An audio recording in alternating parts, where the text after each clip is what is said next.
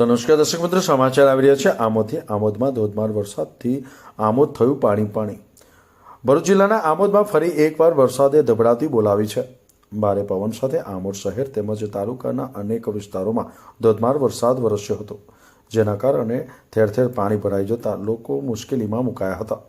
વહેલી સવારથી જ શરૂ થયેલા વરસાદી ઝાપટાના કારણે આમોદ શહેર અને આસપાસના ગામડાઓ જળમગ્ન થઈ ગયા હતા. આમોદના મુખ્ય બજારમાં જાણે નહેર વહેતી હોય તેવા દ્રશ્યો જોવા મળ્યા હતા. ભારે વરસાદને કારણે ખેડૂતોમાં ચિંતાનું વાતાવરણ છવાયું છે. ખાસ કરીને કપાસ અને તુવેર જેવા પાકોમાં છોડ પર લાગેલા ફાલ ખરી જતા પાકને ભારે નુકસાન પહોંચવાની ભીતિ વ્યક્ત થઈ રહી છે. જાવેદ મલિકનો રિપોર્ટ, ન્યૂઝ ટુડે, આમોદ.